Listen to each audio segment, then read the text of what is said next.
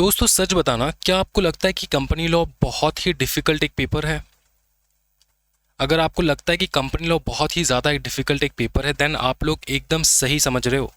Company law is a very very difficult paper. Company law वैसे तो एक बहुत ही डिफिकल्ट पेपर है, लेकिन मैं हमेशा मेरे क्लासेस में कहता हूँ स्टूडेंट्स को कि अगर आप पढ़ रहे हो इस कारणवश कि आपको नॉलेज गेन करना है, तो you are on the right track.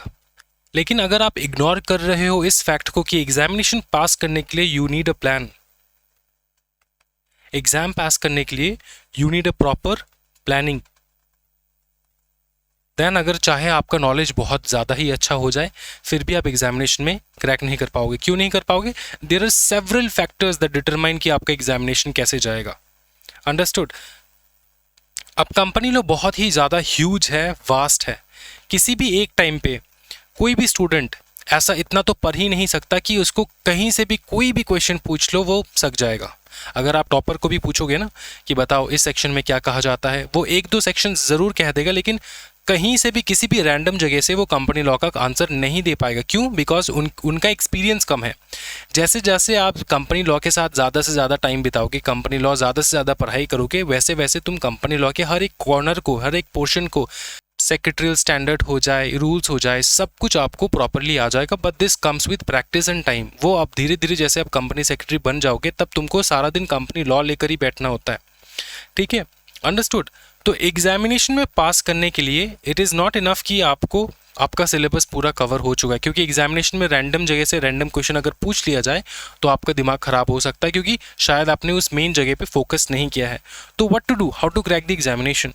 For cracking the examination, the number first thing that you have to do is you have to analyze कि इतने टर्म जो 2013, अगर मैं हम लोग 2023 से पकड़ रहा हूँ, ठीक है, बेस ईयर 3 साल ले रहे हैं, इससे ज़्यादा नहीं, 2023, 2024 एंड 2025, इन 3 ईयर में दो दो टर्म का एग्जामिनेशन हुआ और 5 में एक एग्जामिनेशन हुआ है, एक एग्जामिनेशन होने वाला है। क्या कुछ इंस्टीट्यूट ने पूछा है, कौन से सेक्शंस रिपीट कर रहे हैं वो लोग, कौन से केस स्टडी जो है रिपीट कर रहे हैं वो लोग, कौन सा चैप्टर ज़्यादा पूछ रहे हैं वो लोग? ये अगर आप एनालिसिस ना करके एग्जामिनेशन में ऐसे ही चले जाओ देने के लिए, एक दो टेस्ट दे के घर पे चले जाओ, then it is going to be very difficult for you. ठीक है? आज हम लोगों ने बहुत मेहनत करके प्रीवियस टर्म के ये 1 2 3 4 5 टर्म के पेपर को हम लोगों ने एनालिसिस किया, क्योंकि जितना ज़्यादा हम लोग रीसेंट पेपर्स को एनालाइज करेंगे उतना ज़्यादा, क्योंकि इससे पहले जो 2022 में आया वो थोड़ा इरेलीवेंट हो जाएगा, क्योंकि टाइम टू टाइम पैटर्न भी चेंज होते हैं, एग्जामिनेशन का जो क्वेश्चन पैटर्न होता है वो भी चेंज होता है, चेन ऑफ थॉट भी डिफरेंट होता है, बिकॉज दे आर थिंकिंग कि कौन से पोर्शन से ज़्यादा पूछा जाए, कौन से पोर्शन में। आप बिलीव नहीं करोगे, अगर आप अच्छे से एनालिसिस करोगे ना, आप देखोगे कि दिसंबर टर्म में एंड जून टर्म में थोड़ा अलग अलग क्वेश्चन बनता है। दिसंबर टर्म में एक पोर्शन से ज़्यादा क्वेश्चन बनता है, जून टर्म में दूसरे पोर्शन से ज़्यादा क्वेश्चन बनता है। ये आप ज़्यादा से ज़्यादा क्वेश्चन पेपर जैसे एनालिसिस करोगे ना, वैसे धीरे धीरे चीज़ें जो है आपको क्लियर होते जाएंगे। अंडरस्टूड? इसलिए ज़्यादा प्रीवियस टर्म के पेपर्स अगर हम लोग एनालिसिस करने लग जाए तो it is not going to be beneficial for us. तो मैंने क्या किया? मैंने किया ये कि मैंने दिसंबर 2025 के लिए देखो ना, दिसंबर 2025 के लिए पूरा पेपर एनालिसिस किया है पिछले 3 टर्म का। ठीक है? मतलब पिछले 5 टर्म का कह सकता हूँ, पिछले 3 सालों का, जैसे कि 2025 अगर मैं पकड़ के चलूँ, 25, 24 एंड 23। ठीक है? अंडरस्टूड? इन तीनों ईयर का पेपर मैंने एनालिसिस करके आपके लिए बनाया है the most important section list. ये मैं एग्जामिनेशन के 1 हफ्ता पहले देता हूँ, माइंड यू, लेकिन मैं अभी दे रहा हूँ बिकॉज आई वांट कि जितने भी सारे स्टूडेंट्स ना जो बहुत ज़्यादा स्ट्रगल कर रहे हैं वो पहले से ध्यान दे उस पोर्शन पे जो बहुत इंपॉर्टेंट है।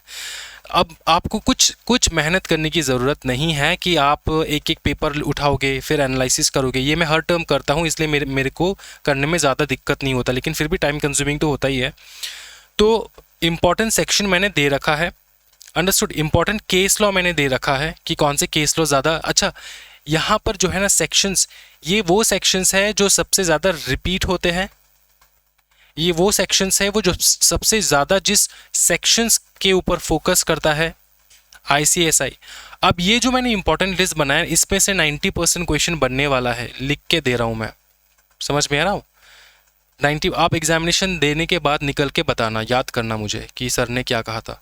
ये जो मैंने बनाया लिस्ट इससे 90% क्वेश्चंस बनने वाला है, इसके बाहर बनेगा ही नहीं, इम्पॉसिबल है। ICSI को ओपन चैलेंज है, अंडरस्टूड। तो आपको करना ये है कि जो इंपॉर्टेंट सेक्शन का लिस्ट है ये मैंने चैप्टर वाइज दे रखा है। ये पहले जो है मैंने चैप्टर 1 और 2 का मैंने यहाँ पे इंक्लूड किया है, फिर चैप्टर 5 का, और चैप्टर वाइज मैंने केस लॉ, जो इंपॉर्टेंट केस लॉ है उसको भी मैंने यहाँ पे डाल रखा है, करेक्ट। तो चैप्टर वाइज देखो, चैप्टर 5 मैंने, अब तुम बोलोगे सर चैप्टर 3, 4 नहीं दिया आपने, फिर आप बोलोगे सर चैप्टर 6 नहीं दिया आपने। देखिए चैप्टर के नंबर के ऊपर फोकस मत करो, आप फोकस करो कि क्या मैंने लिख रखा है। जैसे कि शेयर कैपिटल एंड डिवेंचर एक साथ मैंने बना रखा है, ठीक है। फिर इंट्रोडक्शन एंड इनकॉर्पोरेशन एक साथ मैंने बना रखा है, अंडरस्टूड। मैनेजमेंट एंड एडमिनिस्ट्रेशन है, अकाउंट्स ऑफ कंपनीज है, ऑडिट एंड ऑडिटर्स है, फिर डायरेक्टर्स, KMP, बोर्ड मीटिंग, तीनों एक साथ, अंडरस्टूड। उसके बाद डिविडेंड, CSR। अच्छा CSR जो है मैंने यहाँ पे लिख भी रखा है कि it is not applicable for December 2025, क्योंकि CSR हट चुका है, प्रोफेशनल में पढ़ने वाले हो। तो सर आपने इंक्लूड क्यों किया?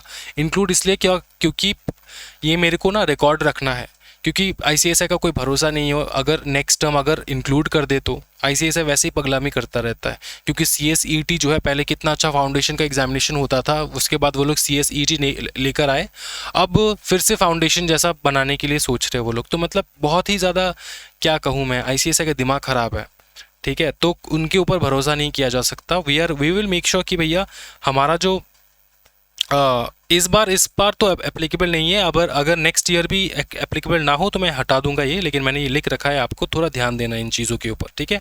फिर मैंने लोन्स के ऊपर, इन्वेस्टमेंट, रिलेटेड पार्टी ट्रांजैक्शन के ऊपर, इंस्पेक्शन, इन्वेस्टिगेशन, मैं फिर से बता रहा हूँ आपको, जो चैप्टर्स नहीं है उसको नहीं करना है, ठीक है। और वाइंडिंग अप के कुछ सेक्शंस यहाँ पे मैंने दे रखा है, मिसलेनियस कुछ सेक्शंस मैंने यहाँ पे दे रखा है। अच्छा एक चीज़ मैं आपको बता देता हूँ, आप कहोगे कि सर हर चैप्टर इंक्लूड नहीं किया आपने। मैंने हर चैप्टर इंक्लूड नहीं किया क्योंकि हर चैप्टर में से क्वेश्चन नहीं बनता है, 90% क्वेश्चन इन्हीं चैप्टर्स में से बनेगा, अंडरस्टूड, गॉट इट, ठीक है। तो ये रहेगा आपका पूरा इंपॉर्टेंट सेक्शंस की लिस्ट जो एग्जामिनेशन में इस बार यहीं से आएगा, ठीक है। एंड तुम्हारा केस लॉ का भी लिस्ट मैंने बना रखा है। केस लॉ का मैंने सेपरेट लिस्ट बना रखा है, अगर थोड़ा नीचे आओगे तो यहाँ पे आप देखोगे कि chapter wise important case law मैंने थोड़ा सेपरेटली यहाँ पे कॉपी पेस्ट कर रखा है, ठीक है। तो सेम ही चीज़ है, सो एक बार एक साथ आप देख के आपको पता चल जाए कि अच्छा चलो ठीक है, ये चैप्टर्स की ये केस लॉ मेरे को करके जाना है, तो ये केस लॉ जो है आपको करके जाना है, ठीक है। अच्छा लास्ट में मैंने एक चीज़ आपको यहाँ पे इंक्लूड किया है, इस पर फोकस कर भी सकते हो, फोकस नहीं भी कर सकते हो, लेकिन मैंने जो देखा उसके हिसाब से मैंने लिख रखा है कि ये जो कुछ सेक्शंस है ना, ये कितने बार रिपीट हो रहे हैं, 7 बार, 6 बार, 6 बार, 5 बार, 5 बार, 5 बार। सेक्शन 118 जो है 5 बार रिपीट हुआ है पिछले एग्जामिनेशंस में। तो ये सेक्शंस है जो रेगुलरली रिपीट होते हैं, ठीक है, रेगुलरली रिपीट हो रहे हैं, तो इसको आप पढ़ के जा सकते हो, मतलब इसको भी इंक्लूड कर लेना है। ऐसा नहीं करना कि अगर आप इस इंपॉर्टेंट लिस्ट से भी कुछ भी एक्सक्लूड कर रहे हो तो मेक श्योर कि ये सारा तो एक्सक्लूड करना ही मत, क्योंकि बाई चांस रिपीट हो जाएगा, और ये सारा वैसे भी यहाँ पे इंक्लूडेड है ही, ठीक है। तो यहाँ पे मैंने ख़त्म किया है इसको।